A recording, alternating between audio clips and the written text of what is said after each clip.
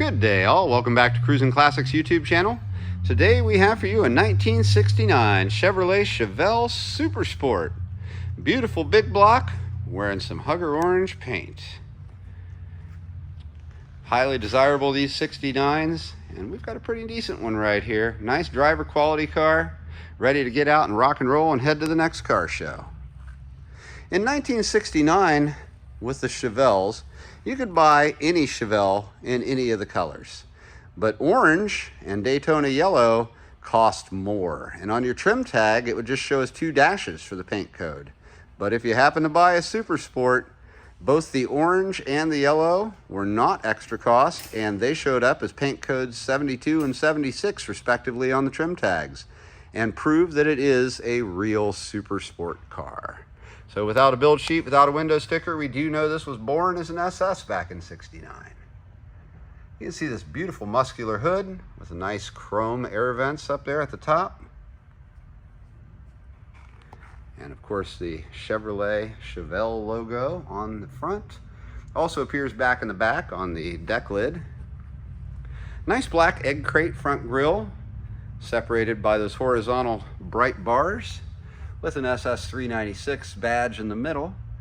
You can see here the headlights have been upgraded to halo ring headlights, set in these nice chrome bezels, right above a gleaming front bumper. In very good condition. As we move around to the side of the car, you'll see there's a black racing stripe that runs from front to back, tip to toe, and it's accented by a little pinstripe on the outside, top and bottom. Runs all the way down the car. That is just a sticker, and it is above the clear. It could be removed if somebody wanted to. You'll see that the car sits on some really nice 5-spoke forged Lexani wheels, and those are wrapped in Delinte Thunder tires that still have a ton of life left on them. Those are in really good shape and a great look with those Lexani wheels. Both front fenders share the SS 396 badging, and both sides of the car are gifted with one of these chrome side mirrors. Good luck. There is bright window trim. You can see hidden wipers down hiding underneath the hood lip there. And the bright window trim leads up on the sides of the car to drip rail molding. It runs down to the back. Bright door handles continue to break up all that orange as we look down the body of the car. Very slick. Now, as we move back to the rear portion of the car, I have mentioned in the ad that this is driver quality paint. There are some mars and imperfections. This is one of them back here. Don't know what happened, but it's through the paint. And that's really the worst one I have found as far as paint flaws on the car, is this one back here at the rear. You see the back of the car is in great shape. Trim around the lights and across the back of the trunk area looks good. Rear bumper looks just as nice as a gleaming front one.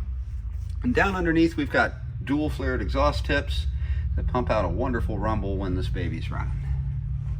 Real quickly I'll pop the trunk so you can see what's going on inside. It's quite simple in this one actually. Not much to show, but we'll take a gander. Here we have it. It is minus a spare and a jack, so you'll definitely need to have one if you want that security. Here we have an extra headlight in case one of them burns out or breaks, and some front and back Chevelle floor mats for it. A little pad that lines the trunk, and that's it. Plain and simple.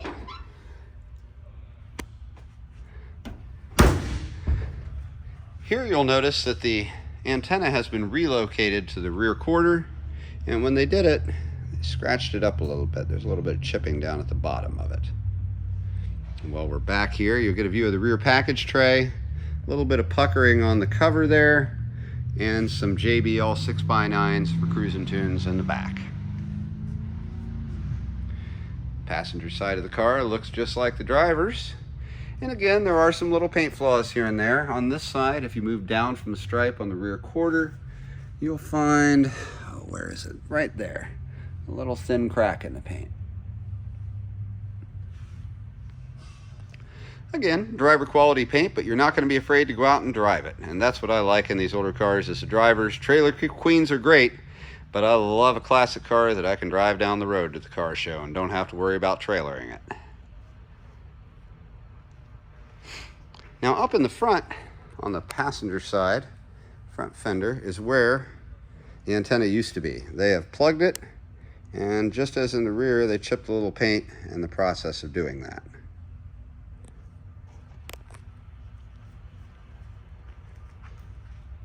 I believe I'm going to have to two-hand opening this. So if you'll excuse me one moment while I lift this up. Perfect. All right. It is a nice looking engine bay in this car. You can see the hood matting is very nice. Engine bay's been painted black. It's well organized. Newer looking hoses, wires, and belts everywhere. And it is a 396 big block. Unfortunately, not the one that came with this car. So it's non-numbers matching, but it is a real SS Chevelle from '69, and it does have a 396 under the hood. You can see we've got MSD ignition, finned black valve covers with 396 callouts, an Edelbrock Performer intake, and I don't know if you can read it or not, but that is a Holley Sniper EFI system replacing where a carburetor would be, and it's topped off with this wonderful black Holley air cleaner. That's not all under the hood though. You'll see here we've got a new aluminum radiator with dual electric fans and a really nice chrome cover plate on the front. Not only that, but we've got some nice looking pulleys that all look newer down here, as well as, that's right, power steering and power brakes. It's disc front, drum rear, and dual reservoir, as you can see. Looking down here, you'll see that it has hooker headers, and that's what feeds on back through the newer exhaust back to those chrome tailpipes I was showing you before. And I can't quite get the trim tag in well enough to show you, but that's where you will find the paint code I was telling you about before, which proves this to be a real SS car. Without further ado, I'm going to hop inside. I can't wait to show you the interior. All black, done in vinyl, and in very good condition. I'll flip the front seat forward so you can get a good view of the back seat.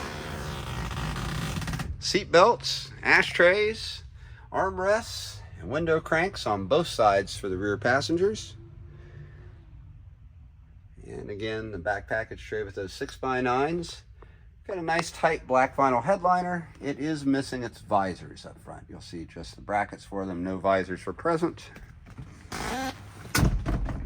Door cards look OEM correct. They do show a little bit of age to them though. This chrome strip right here is missing as it would travel down here. You can see how the other one does. And a little bit of wear starting to show on the armrest. It does have an interior mirror control, and overall the door cards are in good shape. Passenger side looks a little bit nicer with less wear than the driver, as is typical. Seats have all been recovered. As I mentioned before, front seats are in great shape, just like the back. No splits, no tears, no signs of wear really. And they are quite comfortable. You can see here, not a tear, just a crease. And we're gonna go ahead and hop inside and check it all out from in here. You see we've got a real nice center console dividing the bucket seats with your typical storage box, and inside the storage box is a little remote for the stereo. You got a horseshoe shifter. The transmission is a TH400, made it up to a 12-bolt rear end with 350 gears. So it is a posi rear end. You can do a two-wheel burnout all day long and have fun doing it. Up on the dash, we've got a black vinyl dash pad that runs the length of the dash in very good condition. And the dash itself is crack-free up here as well. It looks very nice. The driver has a 3-spoke aftermarket steering wheel with SS center cap and working horn. And it is a tilt column as well. It tilts right back here. Gauge cluster looks original to me. The gauges do work with the exception of the clock and the oil pressure gauge. And the oil pressure gauge issue was solved by somebody mounting an aftermarket one from Summit down underneath here, right next to our Holley EFI screen, which will provide you with onboard diagnostics for the running of the car. It'll come on as soon as we turn the key and start the car. I'll show that to you shortly. Right above it, you'll find a Pioneer stereo, AM, FM, CD, sounds good, looks good. And above it, the climate controls. As you can see, this used to be an air-conditioned car when it was born, but unfortunately it no longer contains any of those components. The heater and the fan do work as they should, but no AC. So we move to the other side of the dash. We have the controls for the wipers and lights. The wipers are inoperative in this car, so currently it is a fair weather only car. I would never take it out on a rainy day anyhow. It's far too nice for that. On the passenger side of the dash, above the glove box, is a real nice trim piece with another SS 396 call out. Glove box, standard issue. Nothing special, but it works as it should. I'm going to go ahead and fire this car up for you to hear. When you turn the key, you'll hear for a moment it'll whine, and that's the fuel pump filling up the bowls for the fuel injection system.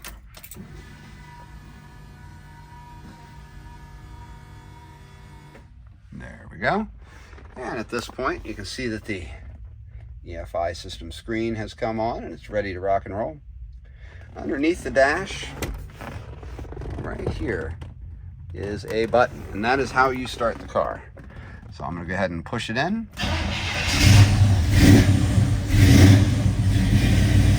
Fires right up like a dream.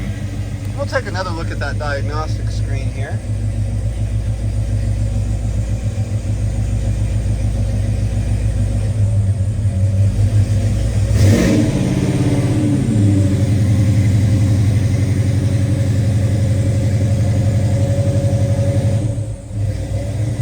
Tachometer works just fine. Oh, what a sound. I love a 396. Now that we've got it running, I'll show you real quick. The radio does work. Let's see here. Push the button, and we push this button, and then we've got radio. We'll find a station. Are you in the market for a pre-owned vehicle? There we go. Would you like to sell your vehicle? Guess what? You can do all of that. But stereo looks good, sounds good, easy to work. Even somebody like me who's not very handy with the new technology can handle it. Let's hop on outside. I'd love to have you hear what's coming out of those tailpipes.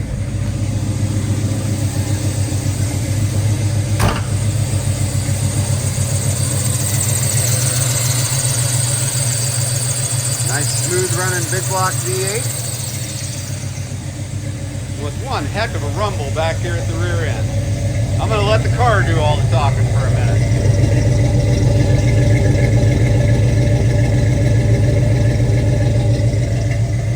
What a great sound. Folks, if you have any questions about this 1969 Chevelle Super Sport Big Block 396 car, give us a call. Here in Columbus at Cruisin Classics, our number is 614-276-7355. We can help you with financing. We can help you with transport to get it home to your garage, and we're happy to answer your questions. Again, we've got a 1969 Hugger Orange Chevelle Super Sport Big Block at Cruisin Classics. Give us a call, 614-276-7355. Thank you for joining us today. We'll be back again tomorrow with something else cool.